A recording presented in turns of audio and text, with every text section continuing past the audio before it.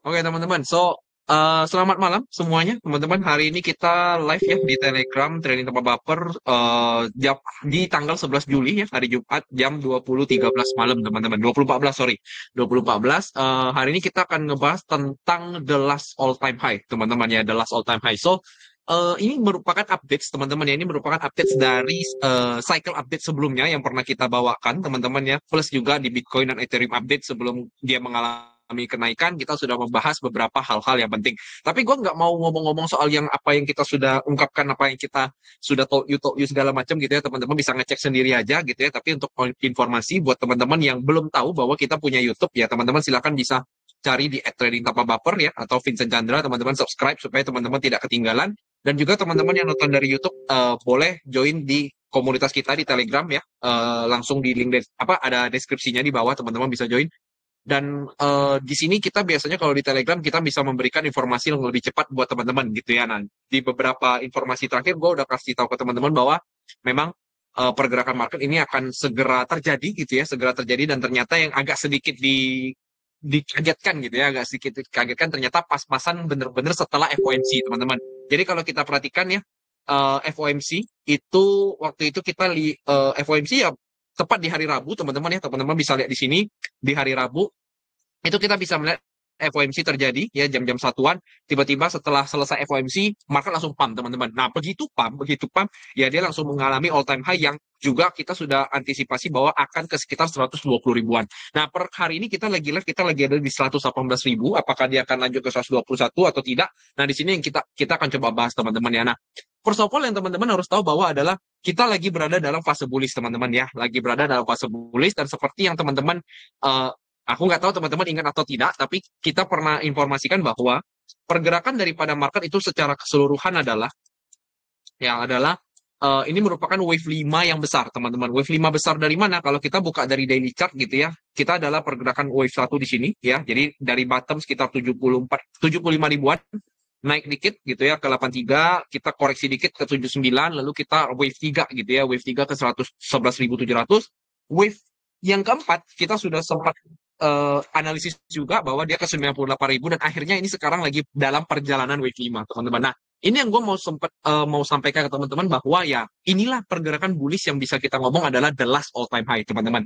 I don't know apakah ini akan bener-bener terjadi the last all time high langsung besoknya langsung turun dalam gitu teman-teman, langsung turun dalam sesuai yang orang ngomong gara-gara cycle-nya dan lain sebagainya. Tapi kita udah ngomong beberapa indikator-indikator penting gitu ya. Kita udah ngomong indikator-indikator penting yang menunjukkan bahwa market itu sebenarnya seharusnya itu tidak tidak gimana ya, kurang ideal untuk bullish dalam jangka panjang ya. Karena tentu kalau kita ngomongin secara ekonomi gitu ya, secara ekonomi sebenarnya kita inflasi di mana-mana gitu ya, suku bunga juga terus tajam gitu. Sorry, bukan terus tajam tapi terus berada bukan terus naik lah ya, tapi terus berada pada tingkat yang tinggi gitu ya, tingkat yang tinggi. Dan juga kalau kita perhatikan perang masih ada gitu ya, perang masih ada. Dan banyak hal lah teman-teman, banyak hal yang menyebabkan kita agak sedikit khawatir teman-teman ya kalau kita berada pada risk on asset teman-teman ya. Jadi kalau kita ngomongin risk on asset itu artinya ada seperti kripto gitu ya, seperti US stocks gitu ya dan lain sebagainya. Tapi memang tidak bisa kita pungkiri secara price action semua market yang risk on itu rata-rata mengalami all time high. Jujur aku merasa ini sedikit anomali sih teman-teman ya. Aku merasa ini sedikit anomali karena Trump itu bahasanya gimana ya? Kalau bahasa menurut gua DXY-nya itu mengalami pelemahan yang cukup dalam gitu ya. DXY mengalami pelemahan yang cukup dalam. Tentu kalau DXY mengalami pelemahan, pastinya aset-aset yang risk on gitu ya, seperti US stocks gitu ya, seperti kripto itu pastinya akan terus naik gitu. Pastinya akan terus naik karena kan pairing mereka dengan USD nih teman-teman. Makin USD melemah, artinya makin naik nih harga-harga aset. Nah, masalahnya yang kedua adalah ketika US dollar lagi turun terus, ya di XY ya, jadi ini dolar indeks kekuatannya turun terus, artinya tuh ada something yang quote unquote tuh kurang baik gitu, kurang baik di US. Ya, jadi sebenarnya kalau in my point of view, kalau kita ngomongin berdasarkan teknikal, ini target DXY penurunan itu sudah tercapai, teman-teman. Ya, target DXY ini sudah tercapai. Nah, hal ini sebenarnya pernah kita ngomong di channel kita bahwa dari beberapa tahun lalu lah ya, dari beberapa tahun lalu kita ada sempat ngomong bahwa bentar ya teman-teman, Aku lupa di bulan berapa. Nah, ini 2000 2000 2024 Januari, teman-teman. Jadi ini udah lama banget ya. Ini udah lama banget. Nah, teman-teman bisa lihat di sini di 2024 Januari itu uh, proyeksi gue adalah memang DXY akan mengalami penurunan yang cukup dalam, dan apalagi itu digadang-gadang dengan adanya dedolarisasi, ya dedolarisasi. Nah, ini pastinya tidak mungkin akan dibiarkan oleh Trump, tidak mungkin akan dibiarkan oleh Trump bahwa DXY ini terus melemah, teman-teman. Karena sebagai currency terkuat di dunia, plus dia juga merupakan negara yang selama ini tetap mau menjadi yang paling adidaya, adikuasa, teman-teman. Itu tidak mungkin mau turun tahta, teman-teman. Ini ibarat kata nih, kalian sudah punya McLaren, teman-teman. Terus tiba-tiba kalian disuruh turun ke Anja, teman-teman. Ya, pasti minimal kalau kalian mau turun, ya turunnya ke Palisade, teman-teman. Nggak mungkin turunnya langsung ke Agia, gitu loh. Ya, karena dari McLaren ke Agia tuh rasanya kayak jauh banget, gitu ya. Apalagi kalau ke motor, teman-teman. Motor Ninja pun nggak mau, teman-teman. Padahal itu lumayan mahal, gitu kan. Nah, so, itu yang gue mau sampaikan ke teman-teman daripada Karimun. Nah, itu yang gue mau sampaikan ke teman-teman bahwa tetap dalam kondisi ini bukan berarti teman-teman harus bullish banget dan makin risk on gitu. Makin Bitcoin naik, makin risk on. Tidak, teman-teman, ya. Bahwa memang kalau udah ada kesempatan untuk kita mendapatkan cuan daripada altcoins gitu ya. Which is kita juga pernah ngomong secara di total 3. Di total 3 itu memang targetnya bisa naik sampai ke sekitaran 1 triliun gitu kan. Cuma kalau udah naik begini ya teman-teman tuh ibarat kata udah boleh mengurangi porsi-porsi teman-teman gitu ya. Karena memang ini secara target kita bisa ngomong Bitcoin sendiri itu sudah naik kalau dari bottomnya banget di berapa? Waktu itu kalau kita perhatikan Bitcoin bottomnya sekitaran 15.000 kan waktu itu. Nah, kalau kalian perhatikan sampai di 117.000 itu artinya kenaikan Bitcoin itu sudah 6 kali lipat. Sebenarnya ini kenaikan yang bisa dibilang terlalu fantastis bagi gua ya teman-teman ya, terlalu fantastis gitu. Ya apalagi untuk kita ngomongin risk on assets teman-teman ya. Jadi agak dikhawatirkan tetap yang namanya yang gua udah sempat sampaikan bahwa cycle top is near ya, cycle top is near dan inilah the last all time high. Ya kalau kalian mau bermain dalam fase-fase seperti ini, in my point of view ya, tentu dengan disclaimer on, semua udah gua sampaikan di deskripsi ya, disclaimer on. Gua sangat menyarankan teman-teman itu hanya dalam posisi trading saja ya, hanya dalam posisi trading, bukan dalam posisi mau investing gitu.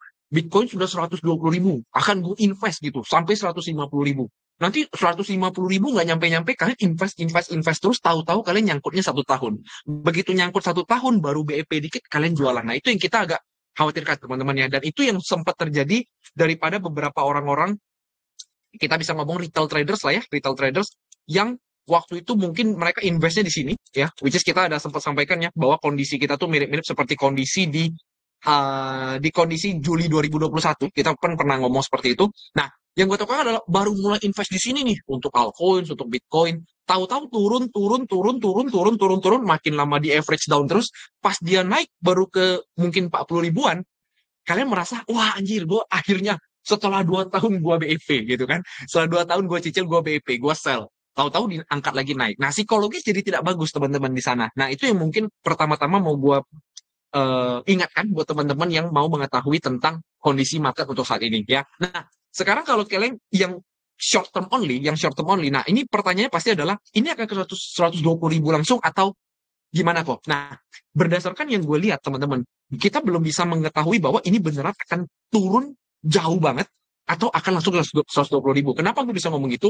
Pertama karena konsolidasi yang terjadi di sini itu tidak menunjukkan bahwa ada konsolidasi yang menunjukkan bahwa ada penjualan yang besar, ya, bahwa ada penjualan yang besar. Nah, ini masih konsolidasi yang bisa kita katakan konsolidasi yang mirip seperti kemarin, teman-teman. Setelah FOMC naik, dia konsolidasi beberapa waktu sampai US Session gitu kan, US Session terbang lagi sampai paginya gitu ya, sampai Asian Session hari ini. Nah, di Asian Session hari ini ada sedikit pump, lalu ada konsolidasi di London Session. Nah, selanjutnya apakah distribusi atau tidak? Nah, kita tidak usah pedulikan itu. Tapi yang pasti yang gue bisa katakan ke teman-teman, jika kalian beli di sini, ya beli di atas ini, artinya kalian beli di harga mahal.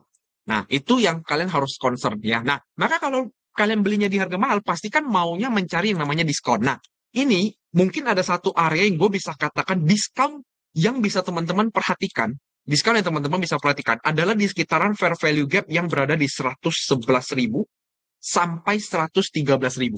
Ya, jadi angkanya adalah 111 sampai 113K. Nah, gue kasih tahu dulu kenapa di 111 dan 113. Ya, kenapa di 111 dan 113. Nah, ini akan kembali lagi ke analisis kita tentang wave, teman-teman ya. Nah, kita balik lagi ke wave yang tadi kita gambarkan di sini. Ya, bahwa kan kita tahu nih, teman-teman, pergerakan ini merupakan setelah masuk ke 98, kita secara officially bottom nih. Bottom untuk wave 4-nya.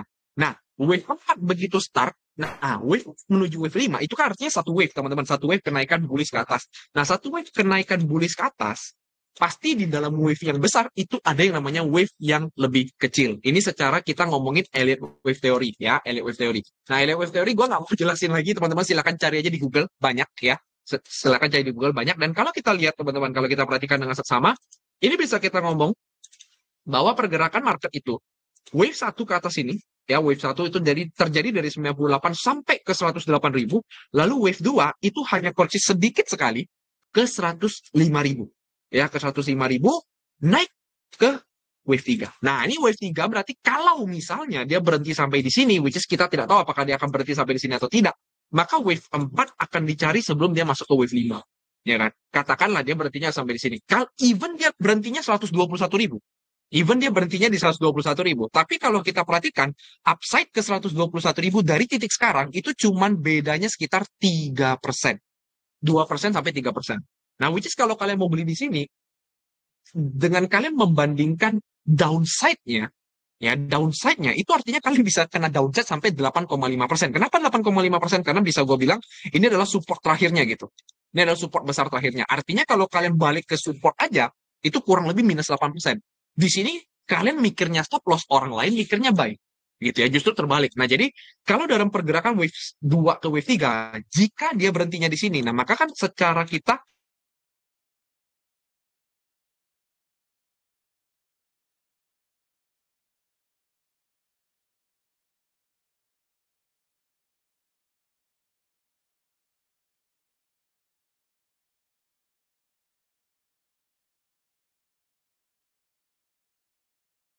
sorry teman-teman.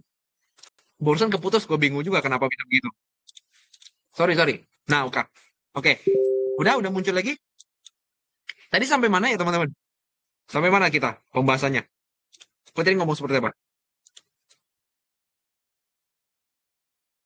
Ayo. Wave 3, oke.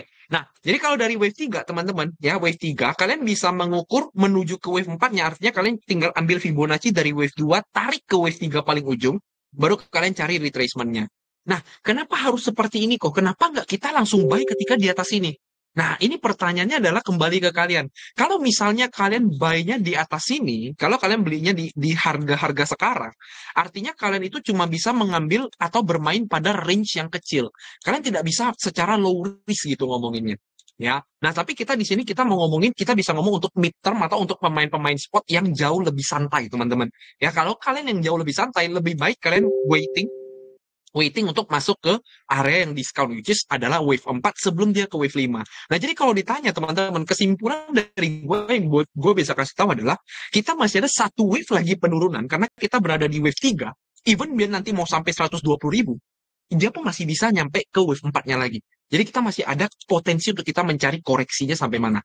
Nah, itulah yang terakhir kalian nanti bisa manfaatkan untuk buying, following the trend di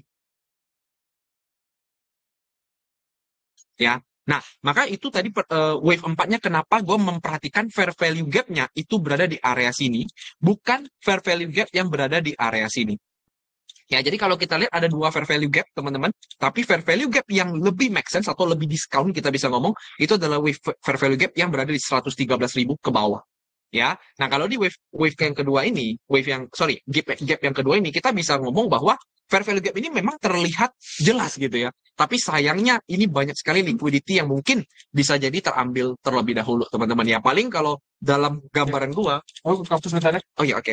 Ya, dalam gambaran gua kalian bisa begini, lalu dia balik lagi seperti ini, baru dia naik ke atas ya. Dan ini pun nanti akan membuat mungkin pergerakan dia akan pelan, yaitu A, B to C. ABC gitu kan, ABC fair value gap pertama kena, B-nya naik dikit, C-nya turun sampai fix di 113.000, baru dia naik ke 120 ribuan. Ya, nah itu sedikit skenario yang mungkin terjadi untuk saat ini, teman-teman. Ya, makanya kenapa kalau kalian perhatikan di yang gue tadi sempat share ke teman-teman, gitu ya, gue sempat share ke teman-teman bahwa nih, gue ngomong ke teman-teman ada satu hal paling intinya dari titik sini gue menyarankan kalian untuk melakukan take profit sebagian, ya take profit sebagian, karena ini sudah berada dalam fase yang ibarat kata kita bisa ngomong ya 2 hari berturut-turut gitu ya setelah kita sideways lumayan lama, dia berada di sampai 118.000 gitu.